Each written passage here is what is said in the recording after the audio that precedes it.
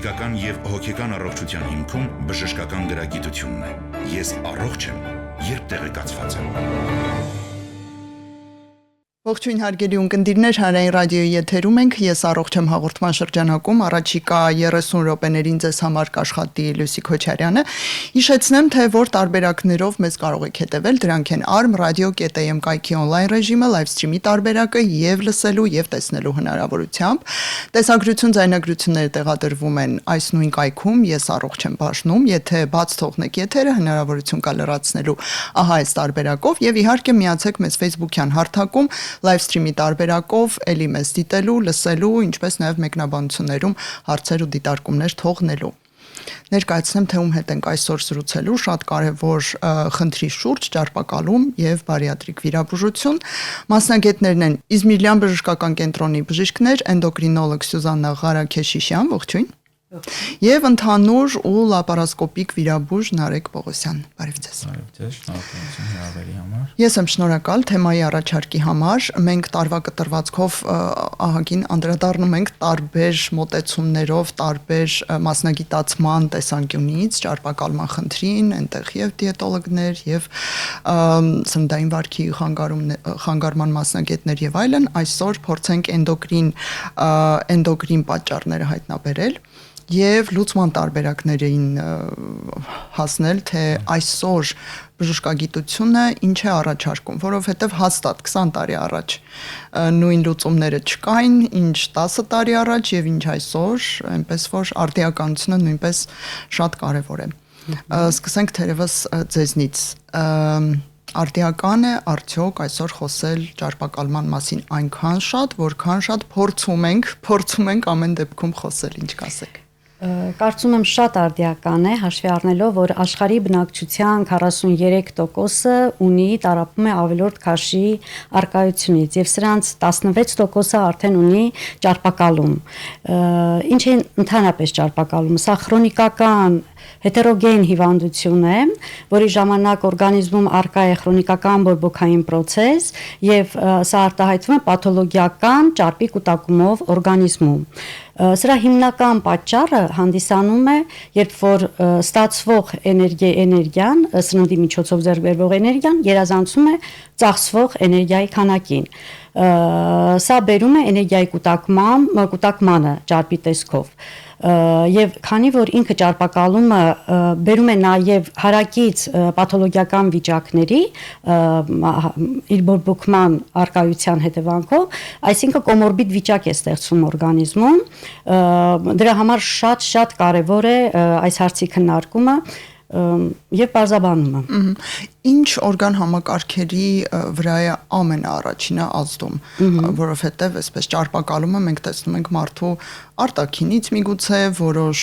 լաբորատոր հետազոտություններից, բայց չէ որ մեր օրգանիզմը տարբեր օրգան համակարգերի միակցություն է եւ այստեղ կարեւոր է հասկանալ առաջին թիրախը հենց որոնք են վտանգի տակ։ Այո, առաջին թիրախը ես ուզում եմ նշել լյարդը։ Առաջին հերթին առաջանում է լյարդի մետաբոլիկ ասոցիացված ճարպային հիվանդություն եւ փոխվում է լյարդում գլիկոգենի կուտակումը, դառնում է ճարպային հյուսվածքի կուտակում, ստեատոզ է առաջանում, որը հետագայում բերում է ճարպային լյարդային բջիջների բորբոքման, ստեատոհեպատիտի, հետագայում ֆիբրոզի, ցիրոզի առաջացման եւ հաճախ հանդիպում ենք նաեւ լյարդի հեպատոցելյուլյար քաղցկեղի առաջացում, այսինքն նաև լյարդի քաղցկեղի առաջացման պատճառ կարող է այն դառնալ։ Այսինքն կարող է վերածվել լրիվ առանձին ինքնուրույն խնդրի, հիվանդության եւ ասենք մարդը ստիպված լինի հիմա առանձին հենց այդ խնդրով զբաղվել ի հավելում ճարպակալման իհարկե։ Այո։ Եվ մարդիկ ճիշտ ասած մատերի արանքով են նայում լյարդի ճարպակալմանը, սակայն սա շատ բարդ, շատ լուրջ խնդիր է եւ պետք է անպայման ուշադրություն դարձնել սրան։ Երկրորդը, պաթոգենետիկ առումով ճարպակալման հիմքում ընկած է ինսուլինը ռեզիստենտությունը, ինսուլինը կայունությունը։ Նայեք, ընդհանրապես ինսուլինը ինչ ֆունկցիա է կատարում։ Երկու կարևոր հիմնական ֆունկցիա՝ գլուկոզի մուտքը բջիջ, նրա այրումը, այսինքն էներգիայի առաջացումը եւ էներգիայի կուտակումը ճարպի տեսքով։ Երբ որ մենք ունենք քաշի ավելացում, այդ բջիջները պատված են ճարպով եւ ինսուլինի կապը ռեցեպտորի հետ չի ստացվում։ առաջանում է ինսուլինը կայուն վիճակ ու եթե նորմալ առողջ մարդուն պետք է որոշակի քանակի շաքար ընդունելու դեպքում մի փոքր քանակի ինսուլինի բավարար վիճակ, ապա այս դեպքում պետք է մեծ քանակությամբ ինսուլին, որը կարողանա ազդել եւ կատարել իր հիմնական ֆունկցիաները։ Եվ այս ավել ինսուլինը արդեն աշխատում է որպես էներգիայի կուտակման գործոն, առաջանում է ճարպի կուտակում եւ ստեղծում է բարդ պաթոլոգիկ օղակ, երբ որ ճարպակալումը բերում է ինսուլինի քանակի ավելացման, ինսուլինի քանակի ավելացումը բերում է ճարպակալման խորացման։ Եվ այս ինսուլինակայունությունը հետագայում այնքան է խորանում, որ եթե սկզբնական շրջանում հաջողվում էր գլյուկոզայի մակարդակը նորմալ պահել արյան մեջ, այդ ինսուլինի մակարդակով, ապա հետագայում այս կոմպենսացիոն ուղիները խաթարվում են եւ զարգանում է շաքարային դիաբետ տիպ 2 ծանրագույն հիվանդությունը հետագա իր առաջացավ, այո, իր բարդություններով։ Պետք է ասել, որ շաքարային դիաբետի տարածվածությունը ամբողջ աշխարհում համաշխարհային դիաբետոլոգիայի այդ ֆեդերացիայի, դիաբետի ֆեդերացիայի տվյալներով 600 միլիարդ մարդ ամբողջ աշխարհում այժմ միլիոն մարդ կներեք 600 միլիոն մարդ դեռ չենք ասել կգա շուտով կգա փորձենք լավատեսություն պահել այո պրոգնոզները բոլորը շատ արագ են գնում եւ չի ստացվում պրոգնոզ կայացնել ընդհանրապես ամբողջ բնակչության մոտ 20% ունի տիպ 2 շաքարային ընդհանրապես շաքարային դիաբետ, որի 85-ից 90% տիպ 2 դիաբետն է եւ սրա հիմքը հիմնականում լինում է ճարպակալումը, ավելորդ քաշը։ Մյուս բարդության մասին է ուզում խոսել ճարպակալման ժամանակ, որ գործում է, դա դիսլիպիդեմիան է, խոլեստերինների խախտված վիճակը օրգանիզմում, այդ վատ խոլեստերին, որ ասում ենք, խոլեստերին, տրիգլիցերիդներ, այո, եւ սրանք իրենց հերթին, քանի որ ասեցի բորբոքային process է եւ անոթների պատերը բորբոքված են, հաստացած են, արդեն այս վտանգավոր խոլեստերիններն էլ նստելով այդ բորբոքված վերքոտած, այսպես ասեմ, պարզ լեզվով, անոթների պատերին բերում են տրոմբիկների առաջացման, աթերոսկլերոտիկ թիթեղիկների մեծացման, որը բերում է կամած այդ լուսանցքի փակելուն եւ նայած որ օրգանն է ավելի ախտահարվում, կարող է բերել սրտամկանի ինֆարկտի, գլխուղի դեպքում ինսուլտների առաջացման եւ այլ ծանր հեմոդինամիկ խանգարումների։ Արդեն դիաբետի արկայության դեպքում, երբ որ նաեւ ունենք իմունիտետի անկում, վերջույթների շրջան գանգրենաների առաջացման կարող է բերել։ Մյուսը հիպերլիպիդեմիայով, այսինքն բարձր խոլեստերիններով պայմանավորված առաջանում է նաև հիպերտոնիկ հիվանդությունը, արյան զարկերակային բարձր ճնշման շատ տարածված խնդիր, այո, Հայաստանում էլ իր կրիզներով եւ այլն։ Մի այսպիսի ապարատի խնդիր, այո, սրանք արդեն որպես հետևանք, այո, ծանրությունը, Ձեզ որպես բժիշկ էնդոկրինոլոգի մի այսպիսի միտք եմ ուզում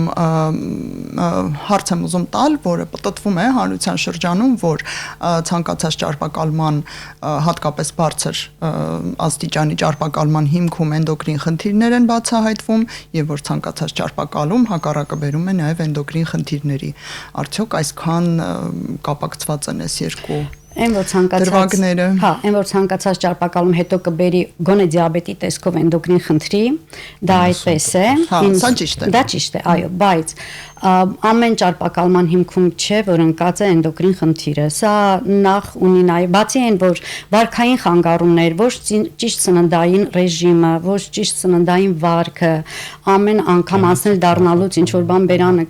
գցելը կամ ոչ բալանսավորված եւ ոչ ճիշտ սնունդը նպաստում է։ Երկրորդը կա գենետիկ ֆակտորը, դա կարող է ժառանգվել մոնոգենով եւ բազմաթիվ գեների շղթայակցումով ժառանգականություն կա։ Նաեւ իհարկե կան էնդոկրին հիվանդություններ, որոնք իրենք բերում են քաշի ավելացման, դա հիպոթիրեոզն է, որը կրկին շատ տարածված վահանաձև գեղձի թեր ֆունկցիան, մակերիկամների հիվանդությունները, դրանք Կուշինգի հիվանդությունը, Կուշինգի սինդրոմը, այդ սրանք նույնպես կարող են բերել։ Մյուս կողմից կան հիվանդություններ, որոնք բուժվում են որոշակի դեղորայքով, դրանք հիմնականում հորմոնալ դեղորայք են, որոնք իրենք կարող են պատճառ դառնալ կրկին ճարպակալման առաջացման։ Բա հիմա մեզ հանգստացնում, հանդարտեցնում են, որ ներկայի հորմոնալ դեղորայքը շատ այսպես միկրոսկոպիկ գրամաժով շատ գրագետ է կազմված եւ այլևս չկա վտանգ հորմոնալ դեղորայքից գիրանալու եւ այլն։ Շարյաց փոքրագույնն ենք ընտրում հորմոնների պարագայում ինքը պետք է իր գործունեությունը, то есть ինչի համար որ մենք նշանակել ենք հորմոնը, ճիշտ եմ, այդ ազդեցությունը տա, բայց ուղեկցող ոչ մի դեղորայք այս աշխարհում անվտանգ չի, ոչ մի դեղորայք։ Նույնիսկ սովորական անալգին է։ Ուղղակի մենք ստիպված ենք նշանակում այդ հորմոնը, չէ՞, Բիշկուջան, նենց չի որ հիվանդություններ, որոնք բուժվում են միայն հորմոնալ ճանապարհով, եւ հիմա այնքան են շատացել այդ աուտոիմուն հիվանդ, օրինակ աչքի թայրոիդ օֆթալմոպաթիաները, հա, որոնք աուտոիմուն հիվանդություն են աչքի եւ մենք պուլսային թերապիաներ ենք ածկացնում մեծ դոզաներով։ Եվ փառքաս դեռևս օրինակին պրակտիկան դեռ չի հանդիպել, որ այս տամ օրինակ բարդություն դիաբետի տեսքով, բայց շատ կարող է հանդիպել եւ դա շատ մեծ վտանգ է ներկայացում եւ պետք է որոշակի ձևով զգուշանաս այդ ամեն ինչից բնականաբար։ Խոսքս ուղեմ վիրաբուժի, բայց դեռ ոչ վիրաբուժական հարցով, այլ ձեր կարծիքի, ձեր տպավորության արդիականությանն է վերաբերում ճարպակալման, արդյոք իսկապես վախենալի է այդքան, որքան խոսում են։ Ես որ ավելի վախենալի թվա, ուզում եմ Դուք են սթափեցնող բժիշկներից եք, ես հասկացա։ Ուզում եմ ուղղակի տվյալներ, որոնք որ ազատ ցանկացած մարդ կարող հիմա դե արհեստական ինտելեկտը թույլ է տալիս արագ ինֆորմացիա, այդ բաց հարթակներից են այս տվյալները կարող եք դուք էլ ստուգել 22 թվականին ամեն 8-րդ մարդ ապրում էր ճարպակալումով ամեն 8-րդ մարդ այսինքն 2.5 միլիարդ մարդ չափահաս ունի ավելորդ քաշ այդ բժշկուհին ասեց մոտ 43% է կազմում ամբողջ աշխարհի բնակչության սարսափելի թվեր են իրականում 890 միլիոն մարդ, այս ասում եմ 2022 թվականի տվյալներ ամենավերջի համաշխարհային հետազոտություն համաշխարհային առողջապահական կազմակերպության տվյալներն եմ ասում, ու հաստատ դրանից հետո դեպի հետ չի գնացել։ Հեսա կասեմ ինքը տարածված, օրինակ 17 թվականին մի վարքյան 16% 890 միլիոն մարդ ունի ճարպակալում ամբողջ աշխարհի 16%-ն է կազմում 390 միլիոն երեխա 390 մոտ 400 միլիոն երեխա 5-ից 19 տարեկան հա ունի ավելորդ քաշ ոչ 160 միլիոնը ճարպակալում ունի ճարպակալումը բժշկուհին կարծում եմ շատ լավ նկարագրեց ինչ սարսափելի հիվանդություն է ու 160 միլիոն երեխա որ տառապում է ճարպակալումով ուրեմն այդ խնդիրը լուրջ պետք է զբաղվել այդ խնդրով ոչ թե ինչ որ մենք կա ինչ որ բիզնես կոմպոնենտ ասում են եւ այլն բայց մարքեթինգ բայց մենք այս էսթետիկ վիրաբուժություն չի այս զուտ կյանքի ուղղակի կյանքի առողջության հետ առնչվող հարց է, որը որ շատ կարևոր է։ Մի հատ ուրիշ տվյալ 24 թվականին 35 միլիոն երեխա մինչև 5 տարեկան։ Մինչև 5 տարեկան երեխա 35 միլիոն ունեցել է ավելորդ քաշ 2024 թվականին։ 90 թվականից մինչև 22 թվականը այդ 32 տարվա տարբերությունը 7-ից 16% է դարել մեծահասակների մոտ տարածվածությունը։ Հիմա 43% է։ Հա, ասենք իր թռիչքային աճը, որը որ ցավալի տվյալներ են ամբողջ աշխարհում, մենք բացառություն չենք, ճիշտ է, մենք չունենք ռեստր, կարծեմ Հայաստանում պետական, բայց հուսամ պատկան մարմինները կզբաղվեն դրանով, որ մենք էլ մեր ստատիստիկան ունենանք եւ հասկանանք մեր երկու, բայց ձեզ ասեմ, ինքը շատ չի տարբերվելու համաշխարհային ստատիստիկայից, հա, սարսափելի թվեր են, դրա համար արդիական հարց է իրականում ու պետք է քննարկել, պետք է գտնել լուծումներ, այս այն դեպքը չի, որ ասենք մի հատ բժիշկի գնում ես, չգիտեմ, օրինակի համար կույրախիք էր, վիրաբույժը վիրահատեց անցավ այս այդ դեպքը չի պետք է համակարգային մոտեցում ցուցաբերել, քանի որ ճարպակալումը ինքը իր երթին ուղեկցող հիվանդություններ ունի մի շարք, որոնցից ամենակարևորը տիպ 2 շաքարային դիաբետի մասին ենք խոսում, բայց այնտեղ կան ստորին վերջույթի վարիկոզ հիվանդությունը, հա, որը բերում է հենաշարժի ճապարատի բոլոր հենաշարժի ճապարատի հոդային խնդիրները, հա, ուշ թե շուտ ուղեկցելու են ճարպակալում ունեցող մարդկանց նամանավանդ, եթե այն 3-րդ կարգի, 2-րդ, 3-րդ կարգի ճարպակալում է, հա։ Համար արդիական դարի հիվանդություն է համարվում 21 ու արդեն վաղուց տարի հիվանդություն է համարվում, արդեն որքան տարի մենք լսում ենք այս մասին։ Հիշեցնեմ, որ մենք զրուցում ենք Իզմիրլյան բժշկական կենտրոնի մասնագետների հետ, էնդոկրինոլոգ եւ ընդհանուր ու լաբորասկոպիկ վիրաբույժ Սյուզաննա Ղարաքեշիշյանի եւ Նարեկ Պողոսյանի հետ թեման կարծում եմ կհետաքրքրի եւ կարեւոր է բոլորի համար։ Մի այսպիսի հարց դուք նշեցիք, որ սա մեկ բժշկի բուժելու եւ լուծելու հարցը չէ, կարող եք նշել ներկայում ժամանակակից բժշկագիտությունը ինչ բազմամասնագիտական թիմով է մոտենում այս հարցին, որպեսզի օրինակ մեզ ունկնդրողները իմանան, որ ահա այս սենյակներն եմ ես մտնելու կոպիտ ասած եւ դա չի նշանակում, որ ինձ թափառել են տալիս տարբեր սենյակներով եւ մի բժշկից ուղարկում են մյուսի մոտ, մենք ունենք էլի մի քիչ էս կարծրատիպային մոտեցումը, որ գնացի, հետո ուղարկեց իր գոլեգայի մոտ, հետո մյուսի մոտ գրագետ կազմը կարող է ասել։ Գործի շուրջ ենք հավաքվում, հա, այդ շատ կարեւոր է։ Ով կարող է լինել։ Պետք է սկսի թե ընտանեկան բժիշկը։ Լավ, նա կարող է ախտորոշում դնել, Նա թե իհարկե կարող է ախտորոշում դնել, որովհետև ախտորոշման հիմքում դա մարմնի զանգվածի ինդեքսն է, կիլոգրամը բաժանած մետր քառակուսու վրա, հասակի քառակուսու վրա եւ մզային էլի, որ գոտկատեղի չափումը, մզային, այո, եւ գոտկատեղի չափումը։ Կանանց մոտ 80 սանտիմետրից մեծը արդեն համարում ենք ավել քաշ, տղամարդկանց մոտ 94 սանտիմետրից մեծը համարում ենք արդեն ավել քաշ, եւ սա ուղղակի մի հատ մետրի արկայությունը բավական է դիագնոզը դնելու համար։ Հետագայում պետք է կատարվի կլինիկո-լաբորատոր հետազոտություններ, արյան, բիոքիմիական արյան ընդհանուր անալիզի, բիոքիմիական անալիզի, գործիքային հետազոտություններ կասկածելի օրգանները, հա, օրինակ վահանաձև գեղձի սոնոգրաֆիան եւ այլն։ Եվ որոշակի պաթոլոգիաներ հայտնաբերելու կամ կասկածների դեպքում ուղղորդեն օրինակ էնդոկրինոլոգի մոտ։ Հետագա դիագնոզը ճշտելու համար։ Այս դեպքում արդեն հաստատվում է, սա ունենք մենք հիմքում որոշակի հորմոնալ խանգարումներ, թե ուղղակի ունենք ալիմենտար ճարպակալում, այսինքն սննդի խախտման հետևանքով։ Հետագայում պետք է պարզ լինի այդ պացիենտը բուժառուն, այո, ինչ վարքային սննդային վարք է տիրապետում, օրը քանի անգամ է ուտում, ինչպես է ուտում, ափսեն ինչից է կազմված։ Սա պարտադիր է, որ ՍՎԽ ունենա, թե ոչ միշտ։ Պարտադիր չէ, բայց հիմնականում ունենում են նրանք։ Հիմնականում ասում են ես ժամ չունեմ ուտելու, երբ պատահում է ուտում եմ, գործից երբ տուն եմ գնում ուտում եմ, ընթացքում աշխատանքի վայրում կարող է ուղղակի քաղցրով ինչ որ բան ուտել։ Այս ամեն ինչը շատ նպաստում է այդ ոչ ճիշտ նաև հորմոնալ ֆոնի ձևավորման, հա, ինչը երեխան որ ծնվում է, մամաները ինչպես են 3 ժամը 1 կաթիկ են տալիս, որովհետև մեր ֆիզիոլոգիան է այդպես, 3 ժամը 1 բալիկը սովածանում է, ուտում է։ Այսինքն դա չի փոխվում, դա մեծահասակների մոտ էլ է 3 ժամը 1 ֆիզիոլոգիապես պետք է սնվի, դրա համար ենք ասում 3 ժամը 1 սնունդ ենք տալիս 3 հիմնական ուտեստներ եւ միջանկյալ փոքր հետ նախաճաշիկ կամ հետ ճաշիկ այսպես։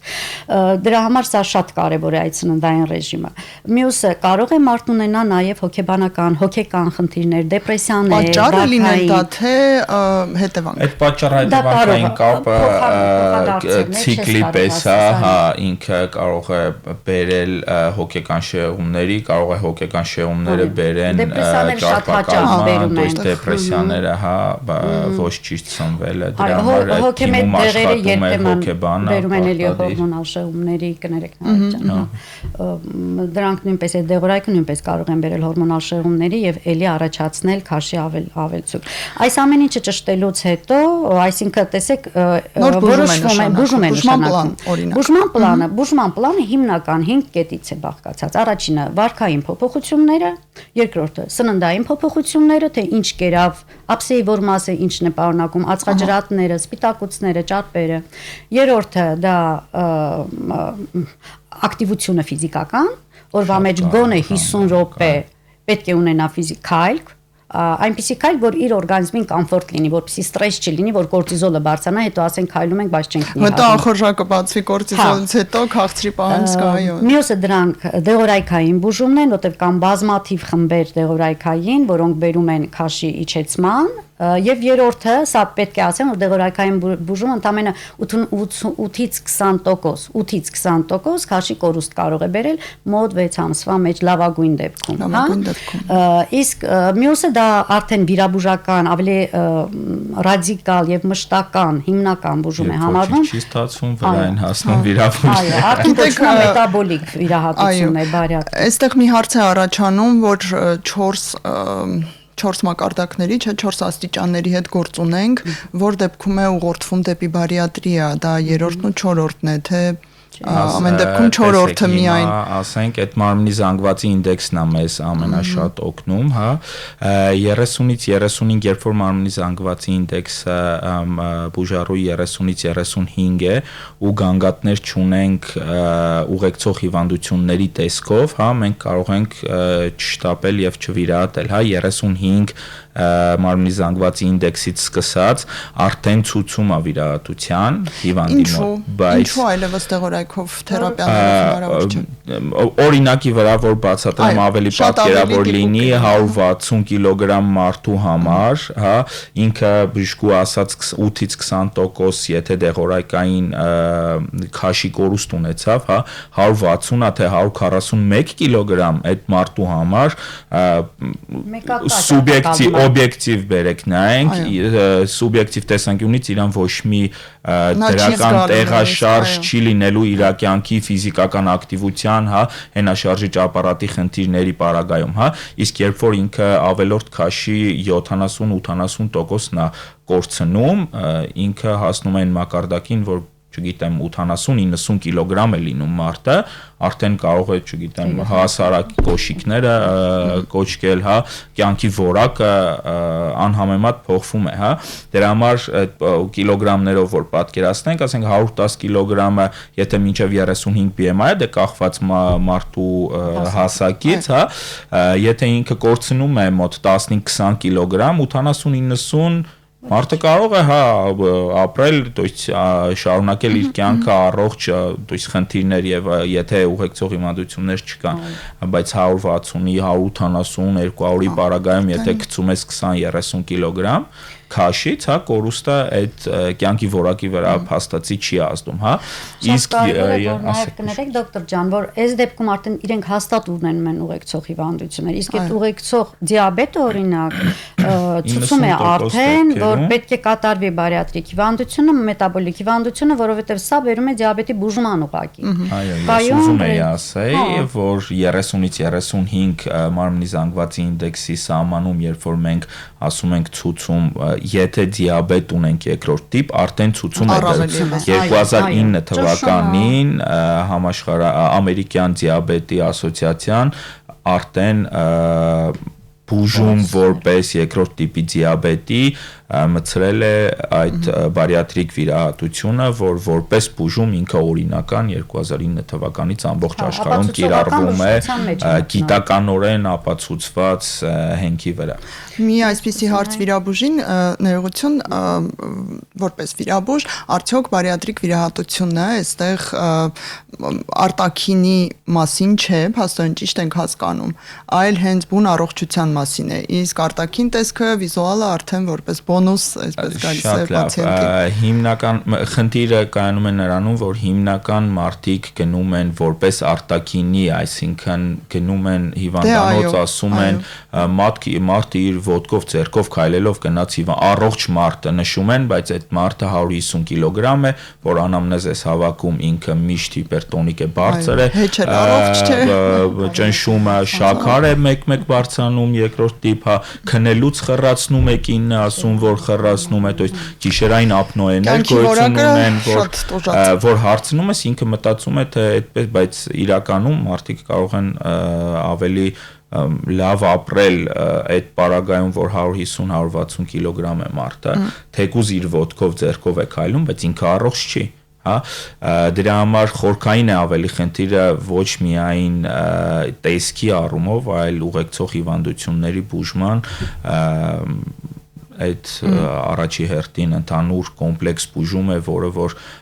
բացի ճարպակալումից ուղեկցող հիվանդությունները եւս ռեմիսիայի եւ կանխարգելման տեսանկյունից ինքը բավական արդյունավետ կա։ Եկեք բուն վիրահատական մեթոդին էլ անդրադառնանք։ Այսօր Հայաստանում հասանելի է արդյոք այն տեխնիկան եւ այն քայլերը, այն վիրահատությունը, որ զարգացած երկրներում կիրառվում է։ Մենք Այո, քայլում ենք համընթաց, թե ոչ, եւ ինչ է կանում վիրահատարան։ Անմասն չենք մնում, մենք եւս քայլում ենք ամբողջ աշխարհի հետ համահունչ։ Հայաստանում կատարվում են վիրահատություններ, բարիատրիկ, ոնց որ օրվա հրամայականն է, սենց ասեմ, չեն կարող չկատարվել, եթե այդ պահանջարկը կա։ Իզմիրլյան բժշկական կենտրոնում կատարվում են բարիատրիկ վիրահատությունների բոլոր տեսակները, որոնք որ արկա են բարիատրիկ եւ մետաբոլիկ վիրաբուժության արսենալում, հա, հիմնականում Հայաստանի եւ ամբողջ աշխարհի ստատիստիկ տվյալներով հիմնական վիրահատությունը դա ստամոքսի երկայնակի մասնահատումն է, բայց ուզում եմ նշել, որ այդ վիրահատության ընտրությունը պետք է թիրախային լինի ցանկացած պացիենտի, ցանկացած բուժառուի համար, այսինքն քննարկվի հենց իրեն համար, բոլոր մենք ունենք նախապատրաստական եւ նախավիրահատական հետազոտությունների փուլ, երբ որ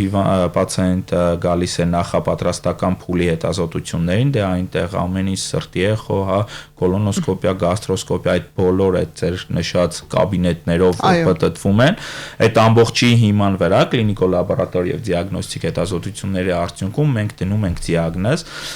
եւ շատ կարեւոր շեշտադրում եմ ուզում անեմ դիաբետի, երկրորդ տիպ դիաբետի բուժում, երբ որ ուղեկցում է ճարպակալած հիվանդներին, այդ ժամանակ վիրահատության մեթոդի ընտրությունը կանգնում է բերանակցումներով շունտավորող վիրահատությունների վիրահատություններն ենք առաջարկում, որովհետև իրենք ավելի մետաբոլիկ վիրահատություններ են համարվում, որովհետև մարսողական տրակտի ինչ-որ X հատված յուրաքանչյուր պացիենտի համար դա ինդիվիդուալ է լինում, ինչ-որ X հատված դուրս է մնում մարսողական տրակտից, հա, այդ նշանակում է հետներ ծծումը մեր կերակուրի հետ երևի բժշկուին ավելի մանրամասը կարող է բացատրել, հետներ ծծումն է պակասում եւ ունենում ենք արդյունք, որը որ գոհացնում է մեզ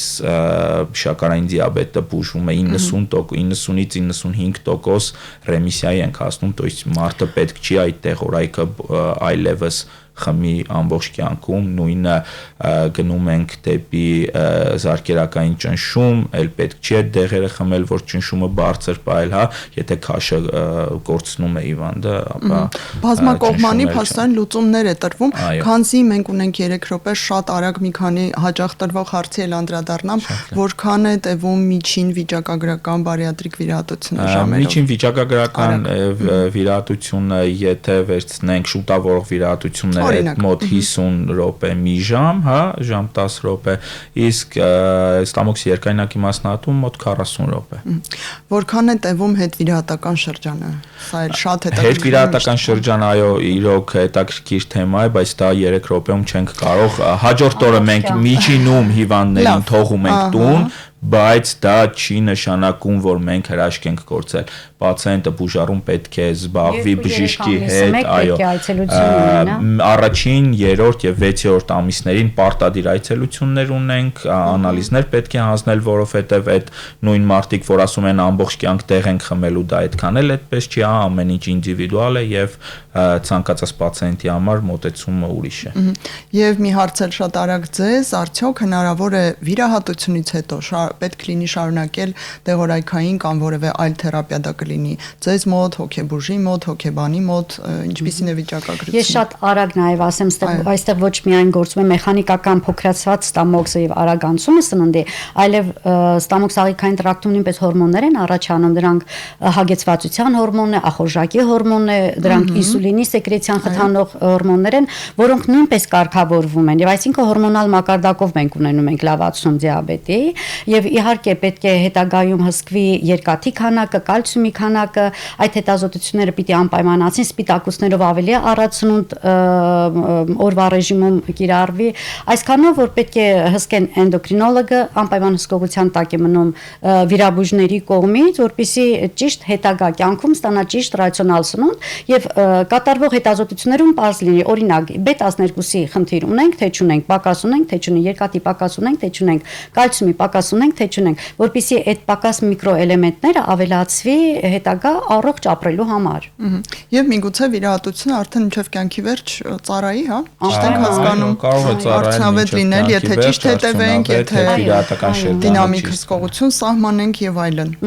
Շատ շնորհակալություն, շատ արագ անցավ այս հետաքրքիր եւ կարծում ամենակարևոր թեմաներից մեկը։ Մենք քննարկեցինք Իզմիրլյան բժշկական կենտրոնի բժիշկներ, էնդոկրինոլոգ Սյուզաննա Ղարաքեշիշյանի եւ ընդհանուր ու լապարասկոպիկ վիրաբույժ Նարեկ Պողոսյանի հետ զրուցում ենք ճարպակալման եւ բարիատրիկ վիրաբուժության մասին։ Կարող եք Իզմիրլյան բժշկական կենտրոնի սոց հարթակի էջերին հետևել, առավել մանրամասն հասկանալ, եթե հարցեր ունեք, գրեք եւ բժիշկներին եւ էջերին, այո, Instagram-յան եւ Facebook-յան էջերում այսօր բոլորս այնտեղ ենք ապրում, կարող ենք օգտվել այս հնարավորությունից։ Վերջաբան կարելի է ասել բոլոր այն մարդիկ մեր հանրությունում, ովքեր որ ունեն ավելորդ քաշ, սկսեն զբաղվել եւ դիմել բժիշկի։ Գոնե, մի տեղից այո, սկսենք։ սկսել եւ գնալ բժիշկի, որ հասկանալ ոնց բուժել այդ խնդիրը, որը այսօր